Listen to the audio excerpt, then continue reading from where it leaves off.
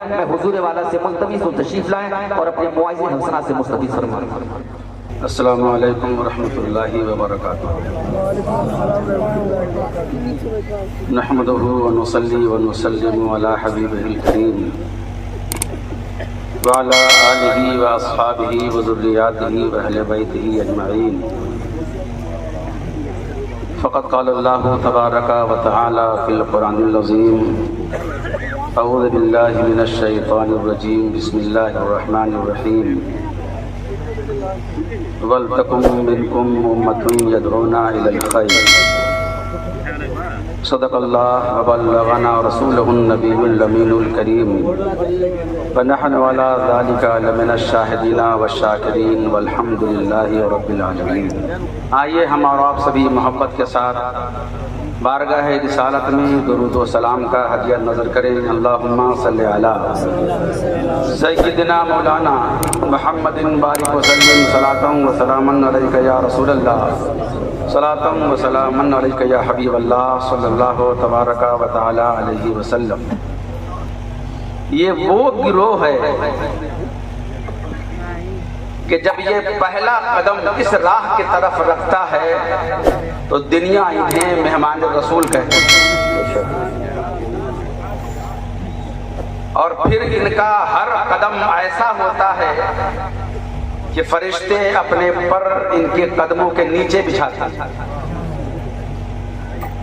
ان کے لیے دریا کی مچھلیاں بھی دعائیں مانگتی ہیں، اور جب یہ اپنا تعلیمی سفر مکمل کر لیتے ہیں تو پھر یہ نائب رسول کہلاتا ہے۔ یعنی ابتدا سے لے کر نائب رسول ہونے تک کا جو سفر ہے وہ سفر سعادت، وہ سفر افتخار ہے، وہ سفر اعزاز ہے، اور یہ ہے اس لیے کہ انہیں نیابت رسول کا وہ تمغہ ملتا ہے۔ اس مقام پر اب یہ فائز ہو جاتے ہیں کہ کوئی ان کے ساتھ ایک لقمہ کھا لے وہ بھی ان کے نجات کا ذریعہ بن جائے، ان کی صحبت میں آ جائے وہ بھی ان کی نجات کا ذریعہ بن جائے۔ جو ان سے محبت کرے وہ ان کے لیے توشہ آخرت بن جائے۔ جو ان سے مصافحہ کر لے تو سرکار فرمائیں کہ جو جس نے ان سے مصافحہ کیا اس نے مجھ سے مصافحہ کیا۔ اس لیے علماء کرام کا وجود یقیناً آپ کے لیے اللہ کا بہت بڑا انعام ہے، اور اگر ان علماء کرام کے درمیان اگر واقعی تنظیم قائم ہو جائے، یہ آپس میں منظم رہیں اور اپنی مذہبی ذمہ داری کو نبھانے کے لیے ہمدم مستعد رہیں، تو پھر یقیناً ایسے علماء کی زیارت بھی عبادت۔ آپ نے بھی کتابوں میں پڑھا ہوگا اور ہم نے بھی پڑھا ہے کہ آج جس دور میں ہم جی رہے ہیں، المیہ یہی ہے کہ ہم جی تو رہے ہیں مگر یہ ہمارا جینا، اس انداز کا جینا کہاں لے جا کے ہمیں چھوڑے گا ہمیں اس کا احساس نہیں۔ جینا بہت بڑا کمال نہیں ہے، با مقصد جینا کمال ہے، معال پہ نگاہ رکھتے ہوئے جینا کمال ہے۔ ہماری زندگی کہاں جا کر ختم ہو رہی ہے اور ہم اپنی زندگی کا سرمایہ ختم کرتے کرتے اپنے پیچھے کیا چھوڑ کے جا رہے ہیں، یہ مقصد سامنے رکھ کر کے جینا یہ کمال کی بات ہے۔ ہمیں اس کا ادراک نہیں ہے کہ علماء کرام کا وجود کتنا ہمارے لیے ضروری ہے، اور جہاں یہ سکہ ڈھلتا ہے اس کا وجود کتنا ضروری ہے۔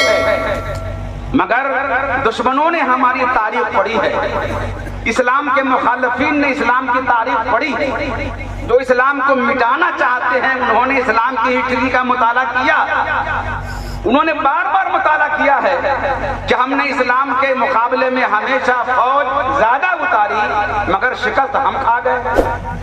مسلمانوں کے پاس اسلحے کم تھے، نت نئے اسلحے ہمارے پاس تھے مگر پھر بھی شکست سے دو چار ہم ہوئے۔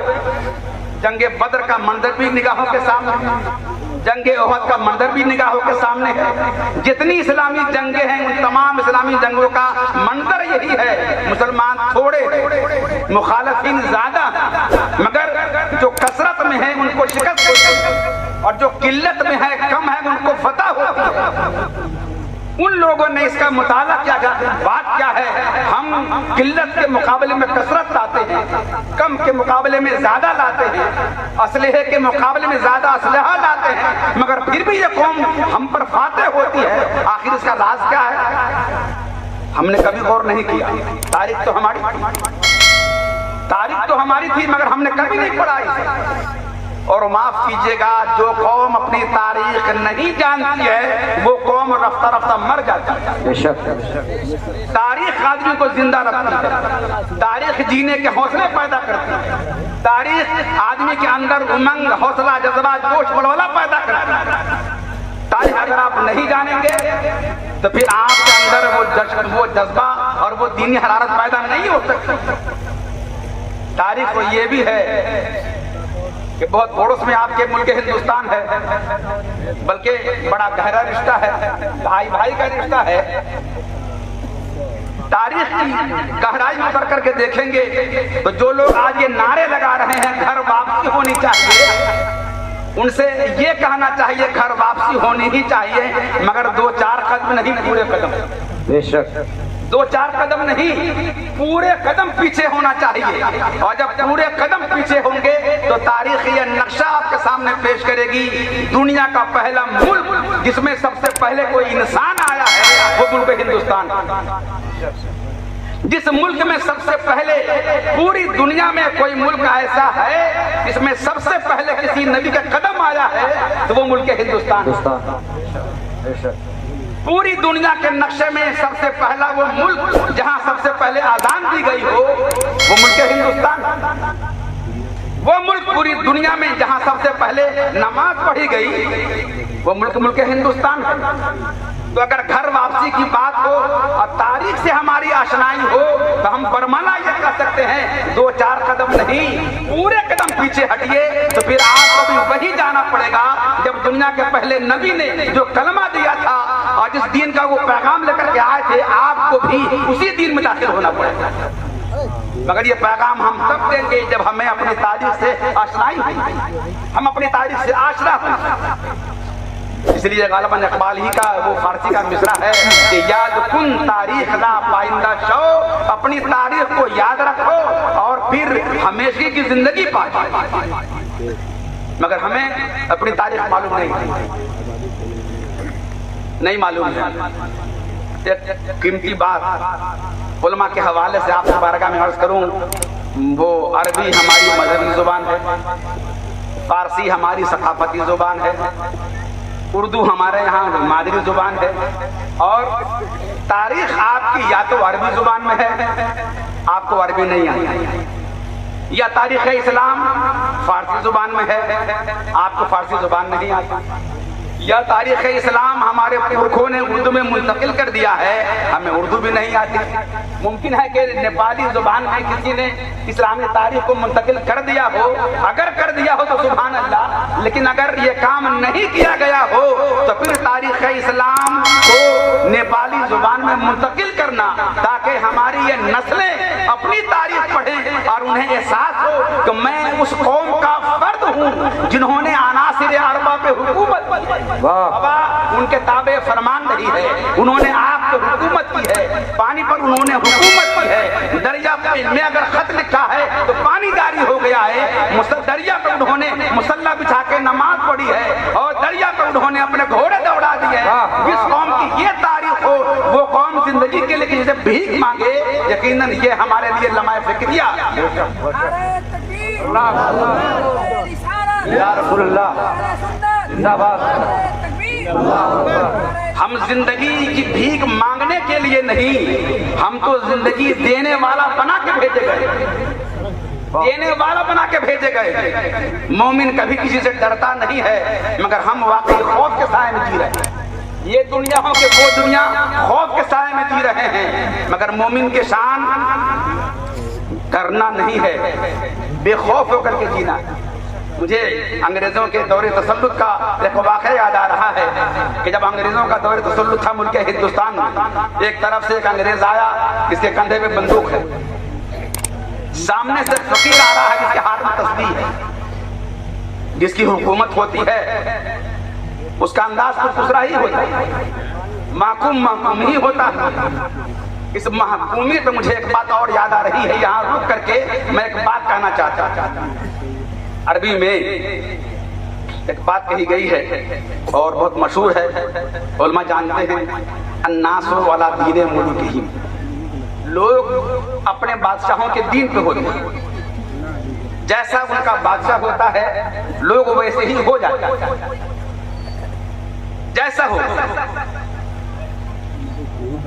میں نے پڑھا خدا بخش لائبریری میں وہ کتاب ابھی موجود ہے کہ جب ہندوستان میں فارسی زبان رائج تھی، فارسی زبان، تو یہاں کے غیر مسلموں نے فارسی زبان سیکھی۔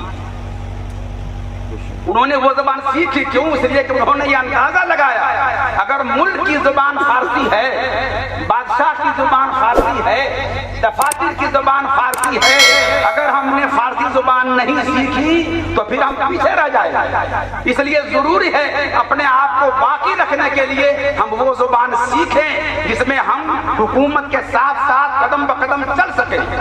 تو انہوں نے فارسی زبان سیکھی۔ علماء جانتے ہیں کتنی کتابیں تاریخ کی ہیں جو غیر مسلموں کی لکھی ہوئی، لغات غیر مسلموں کی، بعض تفسیریں غیر مسلموں کی، ہندوستان کی ہسٹری، مغلیہ دور کی تاریخ یہ غیر مسلم ہندوؤں کی لکھی ہوئی۔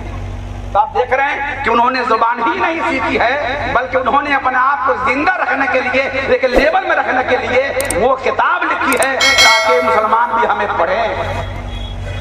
ہم نے حالات کے تناظر میں جائزہ اپنا نہیں لیا۔ اس ملک کی بات ہو جب بھی، اس ملک کے تقاضے کیا ہیں ہمیں جاننا پڑے گا، اس ملک کا مستقبل کیا ہے ہمیں پڑھنا پڑے گا، ہم اپنی نسلوں کو کس سمت بھیج رہے ہیں اور کدھر بھیجنا چاہیے اس کا جائزہ ہمیں لینا پڑے گا، اور 100 سال بعد کیا ہونا ہے اس ملک میں اسی حوالے سے ہمیں اپنے بچوں کی تیاری کرنی پڑے گی۔ مگر ہم ایسا نہیں کر پاتے۔ یہ علماء کونسل، آل نیپال علماء کونسل، سبحان اللہ، جہاں علماء کی تنظیم قائم ہو جاتی ہے تو پھر امیدوں کا چراغ روشن ہو جاتا ہے۔ جہاں علماء بیٹھ جائیں، ہم جہاں بیٹھ کے پی لیں وہی میں خانہ بنے، یہ علماء جہاں بیٹھ جائیں گے یقیناً کئی دماغ بیٹھ جائیں گے، اور کئی دماغ جہاں بیٹھ جائے وہاں پھر ایک دو نہیں سینکڑوں ایسی راہیں نکل آتی ہیں جہاں زندگی کا سامان ہو جاتا ہے۔ تنظیم کے حوالے سے مجھے یاد آ رہی ہے اعلیٰ حضرت امام احمد رضا فاضل بریلوی قدس سرہ کی تنظیم جماعت رضائے مصطفیٰ، کمال ہے اعلیٰ حضرت کا، انہوں نے کوئی پہلو اپنی زندگی میں چھوڑا نہیں ہے، ہر پہلو پہ انہوں نے کام کر کے ہمارے لیے نظیر چھوڑی۔ ایک تنظیم قائم کیا آپ نے جماعت رضائے مصطفیٰ، اس کا سب سے بڑا کارنامہ بتاؤں کیا ہے؟ جب راجپوتانہ کے علاقے میں مسلمانوں کو 3 لاکھ مسلمانوں کو مسلمان سے غیر مسلم بنا دیا گیا تھا، یہ جماعت رضائے مصطفیٰ ہی ہے، خلفائے امام احمد رضا ہیں، ان کے احباب ہیں، ان کے ہم عصر علماء ہیں جنہوں نے راجپوتانہ کے علاقے میں جا کر کے ان 3 لاکھ مسلمانوں کو پھر سے کلمہ پڑھا کر مسلمان کیا تھا۔ آج کا عالم یہ ہے کہ واقعی ایک کر کے سارے افراد لہجے بدل رہے ہیں، ان کی بولی بدل رہی ہے، چہرے کا جغرافیہ بدل رہا ہے۔ پرسوں ہم نے سوشل میڈیا پہ ایک کتاب کے حوالے سے پڑھا، حیرت ہوگی کہ RSS کے دفتر میں ندوی اور قاسمی علماء بٹھائے گئے۔ یہ بولی ہماری نہیں ہے، یہ انہی کے ایک معروف عالم ہے خالد سیف اللہ رحمانی، انہوں نے لکھا ہے کہ RSS کے دفتر میں باضابطہ ندوی اور قاسمی علماء بٹھائے گئے ہیں۔ جب وہ عبد الحمید نعمانی نام کے ایک آدمی ان کے آدمی گئے وہاں، ان کو دیکھ کر کے وہ حیرت زدہ رہ گئے، ارے تم لوگ یہاں کیا کر رہے ہیں؟ کیا کر رہا ہوں؟ وہ یہ لوگ مجھے تنخواہیں دے رہے ہیں، کام کر رہا ہوں۔ کتنی تنخواہ ہے؟ 1.5 لاکھ۔ کام کیا کر رہے ہو؟ تو حدیث پاک کا مطالعہ کرتا ہوں, قرآن پاک کا مطالعہ کرتا ہوں, اور یہ تلاش کر کے دیتا ہوں کون سی حدیث ایسی ہے, کون سی آیت ایسی ہے جس پہ اعتراض پڑ سکتا ہے, میں وہ اعتراض کر کے دیتا ہوں. معذرت اب اندازہ لگائیں آپ کس دور میں جی رہے ہیں. وہ جو لبادہ اوڑھے ہوا ہے بظاہر انسانوں جیسا, عالموں جیسا, وہی آپ کی پشت میں خنجر مارنے کے لیے بیٹھے ہوئے ہیں. ویسے عالم میں امام احمد رضا نے جو خنجر مارنے والے تھے ان کے جواب میں وہ دستہ تیار کیا جماعت رضا مصطفیٰ. 3 لاکھ ایسے لوگوں کو جو مرتد ہو گئے تھے پھر سے انہوں نے کلمہ پڑھا کے مسلمان کیا.